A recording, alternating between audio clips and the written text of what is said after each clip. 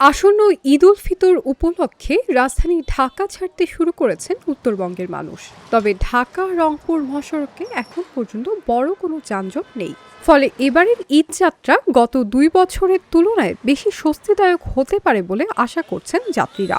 নিরাপদ এবং নির্বিঘ্ন যাতায়াত নিশ্চিত করতে পুলিশ নজরদারি বাড়িয়েছে। আর চালকরাও বলছেন সড়কে এখনও তেমন চাপ না থাকায় নির্বিঘ্নেই যাত্রীদের গন্তব্যে পৌঁছে দেওয়া হচ্ছে। কোনো যানজট নাই, সমস্যা একটাই তেলের, কোনো পাম্প তেল দিচ্ছে না, গাড়ি ঢুকাইলেই তেল নাই।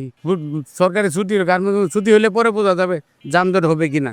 সে যাত্রী কোনো ভোগান্তি এ পর্যন্ত হয়নি বা এরকম কোনো ভোগান্তি নেই। রাস্তাঘাট যানজট নাই, রাস্তা ক্লিয়ার। নিরাপত্তা ব্যবস্থা জোরদার এবং যানবাহন চলাচল স্বাভাবিক থাকলে কোনো ভোগান্তি পোহাতে হবে না বলে আশা করছেন যাত্রীরা। তো আসার পথে রাস্তায় কোনো যানজট ছিল না, নির্বিঘ্নে আসতে পারছি। পুলিশ তাদের দায়িত্ব ভালোভাবে পালন করছে, যার কারণে আমরা রাস্তাঘাটে যানজট পাইনি। রংপুরে আসলে আবার দেখা যায় যে মারাত্মক লেভেলের যানজট। 5-7 ঘন্টা জার্নি করে আসার পর রংপুর থেকে যখন বাসায় যাবে সেই জায়গাটাতে দেখা যায় আসলে আরও 2-3 ঘন্টা লেট হয়ে যাচ্ছে। একটা বিরক্তিকর অবস্থা। তবে আমরা আশা করছি যে আসলে এবারে যে ট্রাফিক পুলিশ যানজট নিয়ন্ত্রণের পাশাপাশি আসলে যাতে ছিনতাই, সিন্ডিকেট, ওদের মানুষের হয়রানি সেটি নিরসনে যাতে কাজ করে। যেহেতু যাত্রীরা নির্বিঘ্নে তাদের বাড়ি যেতে পারে, ঈদ করতে পারে পরিবার পরিজনদেরকে নিয়ে, সেজন্য এখানে যে পুলিশ বক্সটি করছে, আমি তাদেরকে প্রশাসনের পক্ষ থেকে এবং প্রশাসনকে আমি সাধুবাদ জানাই যে মানুষগুলো যাতে নির্বিঘ্নে, গত বছর যেরকম নির্বিঘ্নে বাড়িতে গিয়ে পরিবার পরিজনদের সাথে ঈদ করতে পারছে। সড়কে, মহাসড়কে বিভিন্ন ধরনের যানজট এটা কিন্তু লেগেই থাকে। তবে এবার মনে হচ্ছে যে নির্বিঘ্নে যাত্রা করা যাবে এবং যেটি কারণ হচ্ছে রংপুর মেট্রোপলিটন পুলিশ আমরা দেখছি যে তাদের সাব কন্ট্রোল রুম উদ্বোধন করছে এবং আইনশৃঙ্খলা বাহিনীর অন্যান্য সদস্য যেমন র্যাব, সেনাবাহিনী তারাও কিন্তু খুব একটা তৎপর আমরা রাস্তায় দেখতে পাচ্ছি। তো মনে হয় না যে এবার ঈদে কোনো ধরনের ভোগান্তি দেখা যাবে। ঈদের সময় মলম পার্টির খপ্পর থেকে যাত্রীদের সাবধান থাকতে বললেন মোটর মালিক সমিতির সাধারণ সম্পাদক।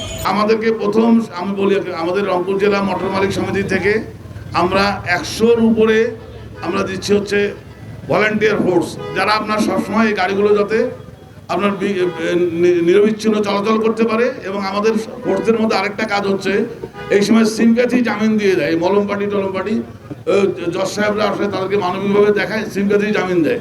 এই ব্যাপারে আমরা খুব অ্যালার্ট থাকবো যে তাদেরকে যে কোনোভাবে পাইলেই প্রশাসনের হাতে দিয়ে দেবে। কারণ হচ্ছে এই মলম পার্টির কাছে পড়লে এরা হয় যে লোকগুলো আপনার এসে আত্মহত্যা করা ছাড়া তাদের কোনো গতি থাকে না। মা বোনদের বিয়ের টাকা নিয়ে আসে, সেই টাকা আপনার মলম পার্টি নিয়ে চলে যায়। এই ব্যাপারে আমরা প্রশাসনিক সার্বিক সহায়তা নিব। সড়কের শৃঙ্খলা বজায় রাখতে নির্বাহী ম্যাজিস্ট্রেট সহ ভিজিলেন্স টিম, র্যাব এবং সাদা পোশাকে পুলিশ মাঠে থাকবে বলে জানান পুলিশ কমিশনার। রংপুর বিভাগের মানুষ ঢাকাতে আছে, তারা ঢাকায় আসবে, এই অঞ্চলের মানুষ ঢাকা যাবে বা অন্যান্য অঞ্চলে যাবে। তাদের এই যাত্রা যাতে নির্বিঘ্ন হয়, কোনো প্রকার ঝামেলা না থাকে, নিরাপত্তার সাথে তারা যেতে পারে, স্বাচ্ছন্দ্যে যেতে পারে, সেই কারণে সেই সেবা দেওয়ার জন্য আমাদের এই সাব কন্ট্রোল রুম উদ্বোধন হতে যাচ্ছে। এই সাব কন্ট্রোল রুম মডার্ন মোড়ের আমি উদ্বোধন করছি। আজকে থেকে আমার একজন সিনিয়র অফিসারের নেতৃত্বে এই সাব কন্ট্রোল রুম খোলা থাকবে। একই সাথে র্যাবের যে টিম আছে তারাও থাকবেন, তাদেরও ভিজিলেন্স টিম থাকবে। তাদের যেমন ইউনিফর্ম পার্টি থাকবে, তাদের তেমনই কিন্তু সিভিল ড্রেসের লোকজন থাকবে, আমাদেরও সিভিল ড্রেসের লোকজন থাকবে, যে কোথাও কোনো বেআইনি কার্যকলাপ হয় কিনা। সব মিলিয়ে ঈদ যাত্রার শুরুটা স্বস্তিদায়ক হলেও শেষ পর্যন্ত একই পরিস্থিতি বজায় থাকবে কিনা সেটাই এখন দেখার বিষয় বলে মনে করছেন রংপুরবাসী। Dhaka journal, news desk.